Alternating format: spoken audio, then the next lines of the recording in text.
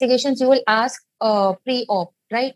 So in that, we always ask for HbCpC. So in these patients, you will find because increased hematocrit. Okay, why the hematocrit is more? Because we already saw that the patient has got polycythemia, right? So it will present with increased hematocrit. Then the next thing, the patient is prone to developing infections, right? Respiratory tract infections and other infections. So that's why the patient may present with leukocytosis. You might have raised WBC count in the CBC. Then next, what you will see in the chest X-ray. So in the chest X-ray, you will see that the lungs are hyperinflated. All right, there'll be hyperinflation of the lungs. There will be a tubular heart. The ribs will appear a little horizontal. Okay, there'll be a flattening of the diaphragm. Some patients also develop bullae. Okay, so these emphysematous bullae also might be seen on the chest X-ray. And bronchovascular markings will be very much prominent in patients who have got chronic bronchitis type of COPD. All right. Then in the ECG. So in ECG, what you will see now, why these findings are happening? These findings are there because of right ventricular hypertrophy or right? So right ventricular hypertrophy is going to cause what you have features of right ventricular strain pattern. Okay. So now since it's related to the right ventricle, so the right-sided leads, we will see it in that. So right ventricular strain means what? You will see ST depression. Okay. And you might also see T-wave inversion. So ST depression with T-wave inversion will be seen in the right-sided leads. Okay. So right-sided chest leads, which are V1, V2, V3, V4. Okay. Then you might also see tall R waves. Okay. So these tall R waves again will be seen in the right-sided, right? Because again, they are seeing features of right ventricular hypertrophy. So tall R waves will be seen in AVR, V1, V2. Okay. Then the opposite finding will be seen in the opposite leads. Okay. So deep S wave. So deep S wave will be seen in the left-sided leads, and that is 1 AVL, V5, V6. Okay, which are facing towards the left ventricle. Then you will have the right axis deviation. So right axis deviation means what? You will see that the QRS wave is positive. Okay, in 2,3 AVF, and it is a negative. It's more negative in the lead 1. We have 2D echo investigation. So 2D echo, obviously, because of cor pulmonale. So you will have right ventricular hypertrophy kind of findings might be there, or you may have right ventricular dilatation, right? Pulmonary hypertension, which we already saw in the pathophysiology, why it occurs. So what are the findings that we'll have in spirometry? Now this is very important. Okay, the FEV1 will be decreased. Which is what is the meaning of FEV1? Forced expiratory volume in the first second. That will be reduced. Okay. Then the FEV1 by FVC ratio we remove. Okay. So that is also decreased. Okay. Then you will have FEF, forced expiratory flow. That is seen between 25 to 75. So that is also decreased. Okay. That is the mid. This is the mid. It's the flow in mid expiration. That's why it's 25 to 75, because between the 25th and the 75%, that portion, the central portion, that is the FEF. So that is decreased. So we'll understand individual, what is all this, how it is measured when we do spirometry topic separately. Okay. Then there will be increase in the residual volume, as we already know, right? There's going to be increase in the residual volume, and therefore the functional FRC also is going to increase. Okay, because any capacity includes what? Capacities include the residual volume. So therefore, because the residual volume has increased, the functional residual capacity has also increased. Okay. Now, the next option, that the next investigation that we have HRCT. So you'll have findings in the HRCT as well. Okay, so this we are done with and one more investigation. Sorry. Then one more investigation, which is ABG. So as I told you, there will be decrease in the PaO2, and there will be increase in the PaCO2 because of CO2 retention. All right, and you might also have some amount of respiratory acidosis might be seen, right? If compensation has not occurred, so respiratory acidosis also will be seen. Okay, so this is all right, I guess, right? So now next we'll see how do you know that this patient is a COPD patient and not an asthmatic patient? Okay, so we need to know the difference between COPD and asthma. How do we understand? So there are a few differentiating points. The first is about what is the cause. All right. So COPD, we've already seen it is smokers, right? There is some environmental, exposure, like these textile mill and that, all those dust, gold mining and coal mining and all those dust particles are actually causes of COPD. Whereas asthma is what? It is allergic. So there is allergy to certain substances because of which a patient develops asthma, right? So this patient will have, it is allergic. So it is usually accompanied with eczema, right? And rhinitis and other features which are suggestive of allergy, okay, of an allergic response. Then when does it occur? So COPD occurs later in life. It occurs much later in life. Have you seen COPD happening in kids? No. So this happens early in life. Yeah, you will find allergy, asthma in kids, early onset in life, in childhood itself. Here, this onset is later in adulthood. All right. Then, what about the symptoms of COPD? So the symptoms which are there, they are continuous. It's not like they are episodic, right? If the symptom is there, it's going on. There's no relief in their symptoms. Whereas this is episodic. So the patient becomes breathless. It's going to be episodic, and then in the middle, there will be symptom-free intervals. All right.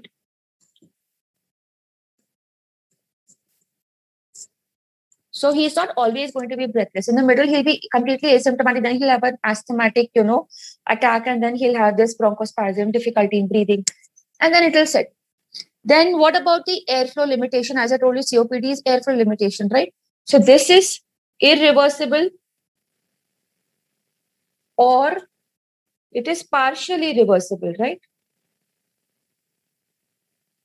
Whereas what about, this one? So this is going to be reversible. This is always reversible. Reversible in terms with what? With bronchodilators is what I'm saying over here. Okay. So the asthmatic patient is going to respond to bronchodilator therapy and COPD patient will not respond to bronchodilator therapy. All right. What is the pathology? That is also important. Now, pathology over here we've already seen, right? You're going to have chronic bronchitis, correct? With emphysema, right? Here, what is happening? There is going to be inflammation of the bronchioles. But this inflammation then settles down with the help of steroids also. All right. This is chronic. This is an acute, it occurs and it settles. All right. Then this is going to be what? A lot of, the inflammatory cells which are there, which are going to collect over there, they're predominantly neutrophils. Okay, which kind of cells are going to collect in COPD over there in the edema? It's going to be neutrophils. Whereas here, this is eosinophil mediated. So here you will primarily in the edema fluid, you will find eosinophils. Okay. So COPD grading has been given by, so there is a GOLD classification of COPD. Okay. What is GOLD? GOLD stand for? So GOLD is the Global Initiative for COPD. Okay.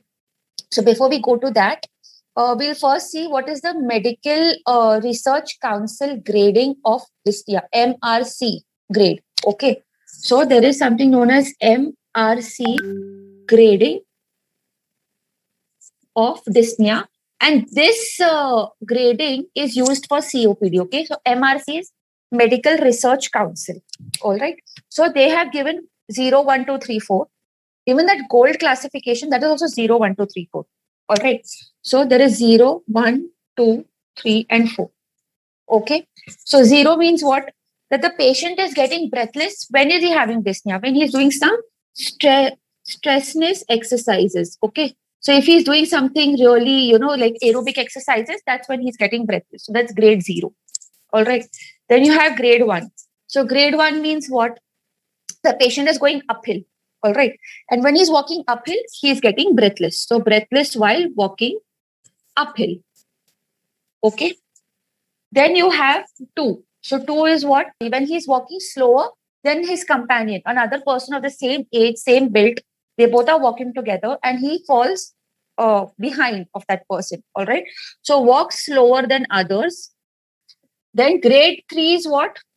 he gets breathless when within within 100 meters. So within 100 meters distance only, he's getting breathless. Okay, he walked 100 meters, breathless. Grade 4, he cannot get out of the house only, cannot get out of home.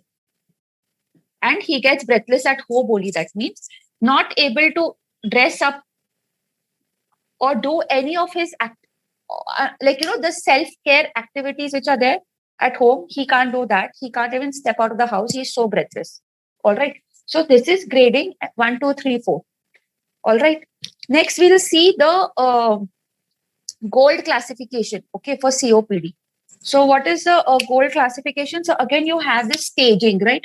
So you have a stage, all right, which will be 0, 1, 2, 3, and 4.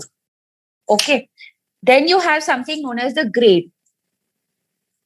So this is the patient is at risk, you will say. If he's at 0 stage, you will say he's got a mild, this person is moderate, this person is severe, and this person is very severe.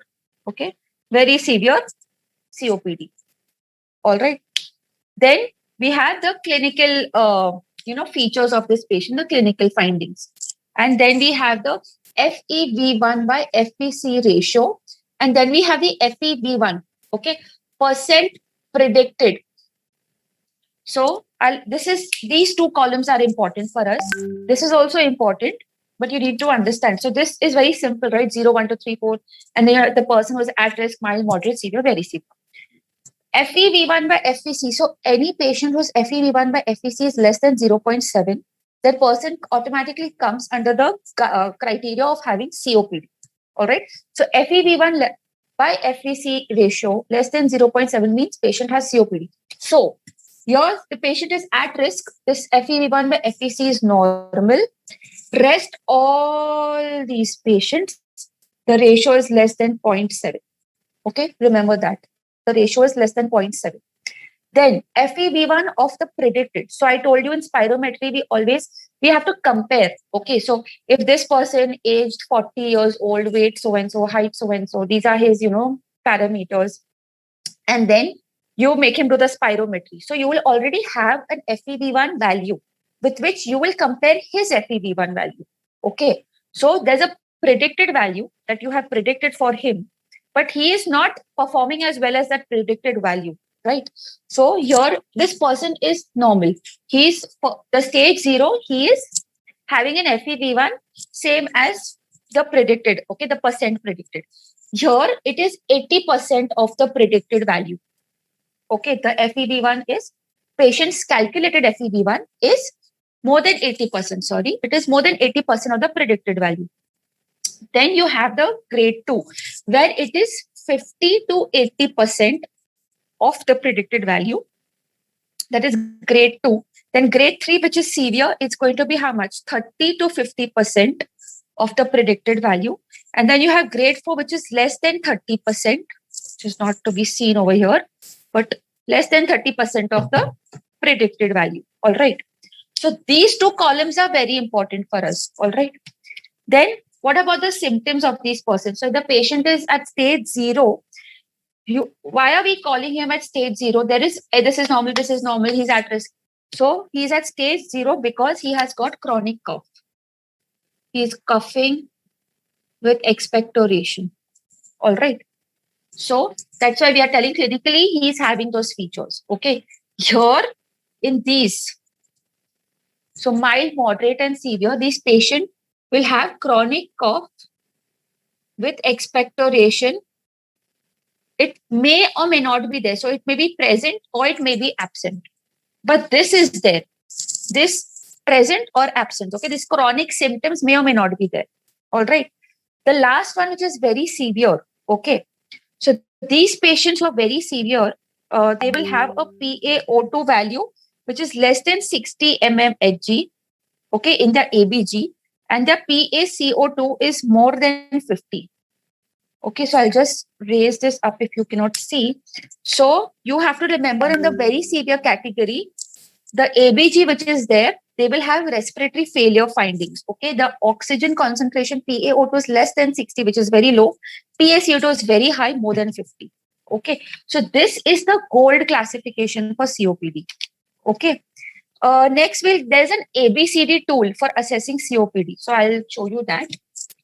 You have to see whether there is moderate or severe exacerbation. Okay, the symptoms. Basically, moderate or severe exacerbation of symptoms. So this grading is for symptoms. Okay. Okay, so this patient is having exacerbation of symptoms.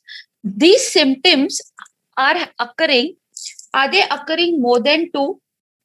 That is one thing. Or is it more than 1 needing hospital admission? Okay, are these symptoms so bad? That is one option. Okay, so you have this. Then the other option is, are these symptoms, how are they? So is it like, less than 1 and not needing hospital? So not needing hospital admission. So there are 2 criteria, okay? Here where he needs admission, here he does not need admission. All right. Then now there's going to be A, B, C, D. Okay. So now this is going to come as A, B, all right, C, and D. Now we'll understand this. We had already learned that MRC grading, dyspnea grading, right? 0, 1, 2, 3, 4. So if the patient is having MRC grade 0 to 1, okay, and is the patient having MRC grade more than equal to 2? So 0, 1, and then 2, 3, and 4. It's visible, right? Okay.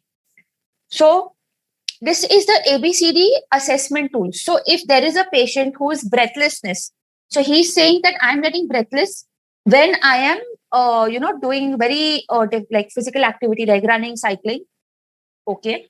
He's having symptoms are getting worsened and they are not needing hospital admission, So he comes in grade 1, grade A. Okay. He comes in A. If this patient is telling you that, I am MRC grade more than 2 if you come to know, which means what? Suppose he is grade 3. Suppose this patient is walking 100 meters and he gets breathless. Okay. Then you ask him, what about your symptoms? Have your symptoms worsened that you need hospital admission? So he's saying, no, my symptoms have not worsened. I don't need hospital admission. And I am having breathlessness within 100 meters. So he comes in grade B. Understood? Then suppose if there is a patient, he's telling, I'm walking, I am not able to go out of my house. I'm limited to my house. So that means he's what? Grade 4. He comes over here in this column, right? So he's in grade 4 here. And you ask him, okay, so did you need hospital admission? He's saying, yeah, one time I got admitted in the hospital. So he comes in the D. Okay. So that's how you do the ABCD. You use this ABCD tool. Just go through an algorithm, you can call it, or you can say the refined ABCD assessment. So this is an assessment tool. So how are you going to assess the patient? So the first thing that you're going to do is spirometry to confirm COPD. So first you will perform a spirometry.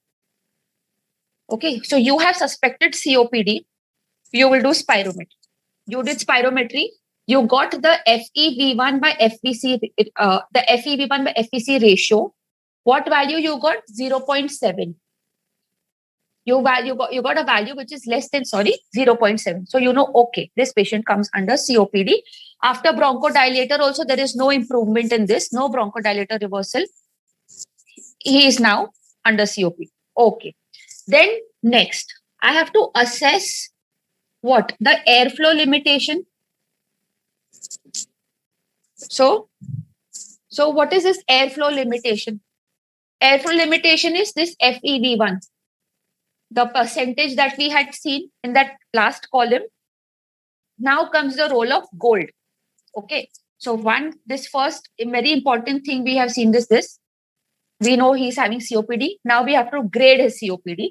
How much is the limitation of the airflow? So we have to see the FEV1 percentage. So you get a value. You suppose you are at, you have a range of 1 to 4. So maybe this person's FEV1 percentage is, 40%. So 40 comes in which 30 to 50% range, right? So that comes in grade 3. So we know, okay, he's grade 3. So you will give a numerical allotment to this patient for his airflow limitation. Then the third thing, what you will see, we have already understood the MRC dyspnea grading, right? 0, 1, 2, 3, 4. Now already we are doing this 1, 2, 3, 4 here, right? So what we are going to do now, we are going to use the ABCD tool, and we're going to use the MRC dyspnea grading 1, 0, 1, 2, 3, 4, and we'll give a patient a particular value, a particular letter allocation, A, B, C, D, where he falls in. All right. So you will do MRC dyspnea. First, you need to know the MRC dyspnea score. What is the score between 1 to 4? Then only we can, after knowing that, then we can see, okay, he's coming in which, side, right? Then after that, what you will do, you will use the ABCD tool. You will use this dyspnea score and you will find out which letter can be allocated to this patient. So how do we know what is the this dyspnea? How can we know which is what? So cardiac dyspnea usually it is occurring first. Dyspnea will occur, then cough occurs. Okay. So the first feature that you will have is dyspnea. Later, you will have cough. Whereas that is the opposite in, the respiratory. First, you will have coughing. Then later on, the patient will develop dyspnea. Okay. Then the next, what is the main finding in this? The main finding over here, obviously, is cough. The main finding over here is dyspnea. All right. Then what about, the other, there are cardiac symptoms, right? Such as paroxysmal nocturnal dyspnea. So that will be present over here. Paroxysmal nocturnal dyspnea will not be there in a respiratory dyspnea, right? Orthopnea will be there over here. Correct? Orthopnea may or may not be there over here. So it is plus or minus, present or absent, either. Okay. Then after that, what about other cardiac features like chest pain, palpitation? So that will be present over here. That will be absent, right? Then what are the relieving? What is going to give relief to the patient? So diuretics and cardiac drugs. The cardiac drugs will help to relieve his symptoms over here in cardiac dyspnea. But giving diuretics and cardiac drugs is not going to relieve this, right? So here what's going to be? Bronchodilators, right? Maybe bronchodilators or some inhaled steroids, or, other kind of respiratory line of management will relieve these symptoms. Okay, so that's how you can differentiate between the two.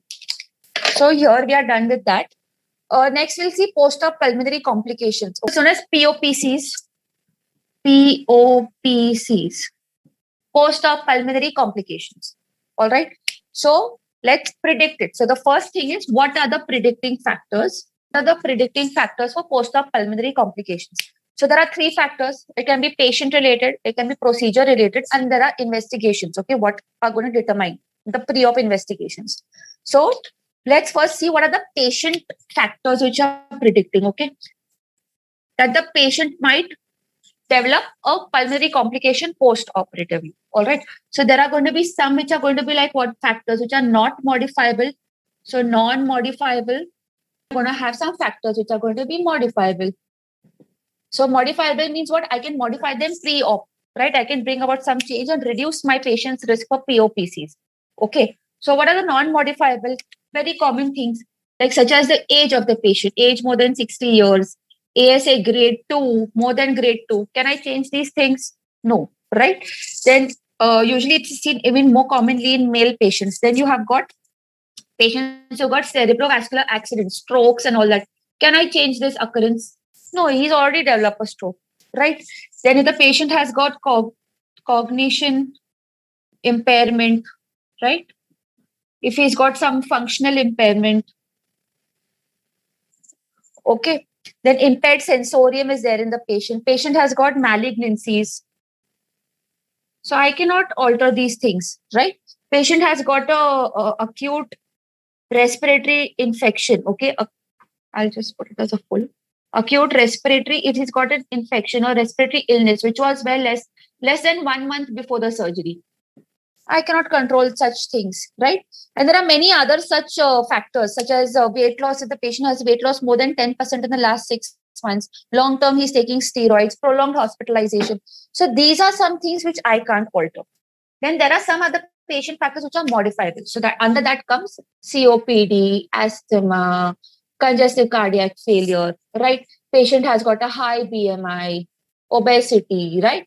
Or obstructive sleep apnea. So these are so many other, things which can be modified. Hypertension, okay, chronic liver disease, renal failure. Then you have ascites, diabetes, alcoholism, and their list is endless. Okay, so all these comorbid conditions, they are modifiable. These are some conditions are non-modifiable. So you need to know there are patient factors that are modifiable and non-modifiable. Next, we'll see the surgical factors, the basically the procedure factors, which will determine whether what is the patient, is he at risk for post-op pulmonary complications. All right. Think logically for this and you will get the answers. All right. So now there's going to be procedure related. What procedure is the patient undergoing? Right. So procedure will determine the risk of the patient. There are some which are non-modifiable, some which are modifiable. Non-modifiable, obviously, you cannot change the surgery, right? So the patient is going which type of surgery? So if he's undergoing neurosurgery, correct, he's undergoing any, thoracic surgery. Okay. Then if he's undergoing what? Head neck surgery. So all these are high risk surgeries, right? If he's undergoing upper abdominal surgery,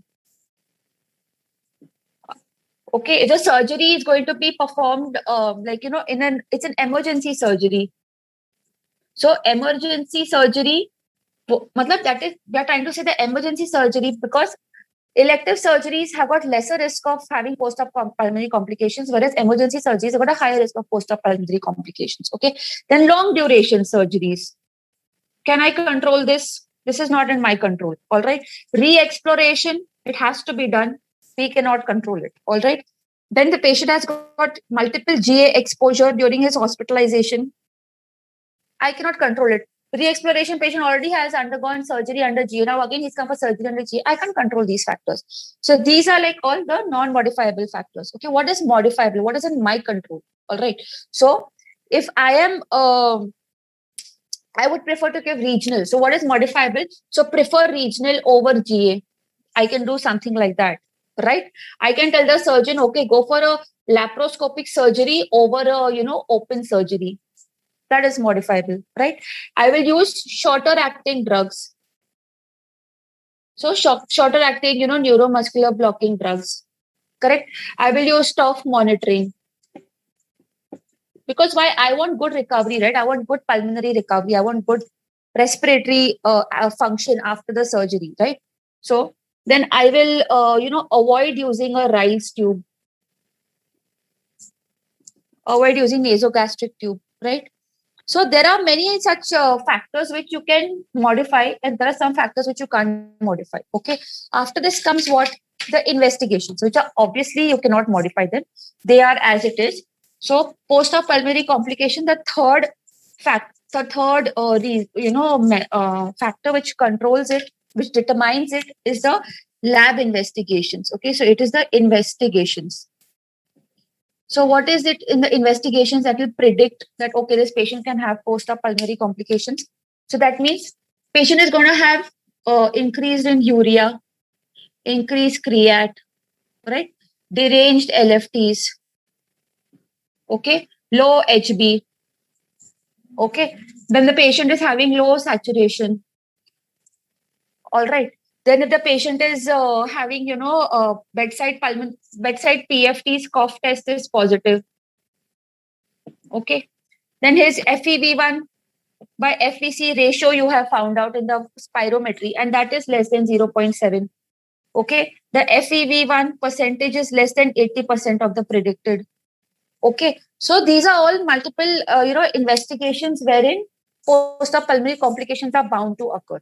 Okay, now what are these post-op pulmonary complications that I'm talking about? I've already told you what are the factors which are affecting it. But what are these? So after the surgery, patient can develop respiratory infections. Okay, patient can develop pulmonary edema, right? Patient can develop respiratory failure, pleural effusion. Okay, atelectasis, pneumothorax, bronchospasm. All right, aspiration pneumonitis, pneumonia, right? ARDS, tracheobronchitis, and exacerbation of pre-existing lung disease that is getting worsened. Okay, pulmonary embolism can occur.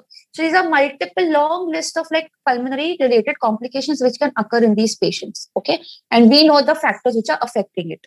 All right. Now that we know the factors which are affecting it, so shouldn't we try to reduce our risk, right, of the patient? So there is risk reduction strategies to reduce your post-op pulmonary complications. All right. So how can you reduce the risk? Can the modifiable factors be of, can we control the modifiable factors? Yes. Can we control the non-modifiable, which is not in our hands? No. So let's focus on the things which are modifiable, right? Which is in my control, right? So if you have time available, your surgery is not an emergency, it's an elective surgery, then definitely I can do that. So what all can I do in my pre-op, intra-op, and my post-op?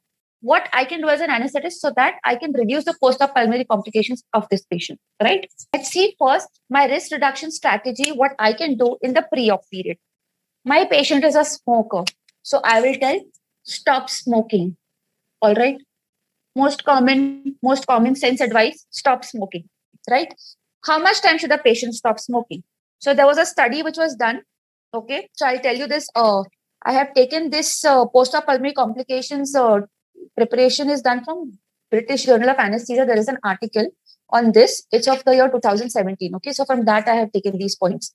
So what they have found out is that smoking cessation should be advised at least more than 8 weeks. Okay. So when you stop to tell the smoker stop smoking for more than 4 weeks, then post-op pulmonary complications come down by 23%. Okay. If he doubles the duration of, abstinence from smoking, then his post-op pulmonary complications decrease further. Okay. And it decreases by 47%, almost 50% less chances of this person to get post-op pulmonary complications. All right. Then, as I told you, we can treat the investigations, right? So the patient is anemic. Obviously, you will treat anemia.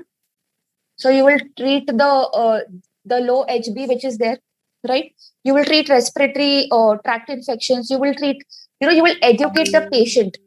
What you will educate the patient in the pre-op period about lung expansion techniques. Okay. So these lung expansion techniques can be started pre-op. They can also be continued. They should be continued in the post-op. And it is said that these lung expansion techniques, you have to educate the patient in the pre-op. It's very important. Okay.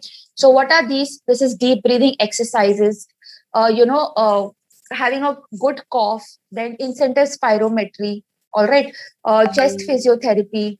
Okay. So all of these are the lung expansion techniques. So that is something I will educate the patient in the pre-op part. Okay.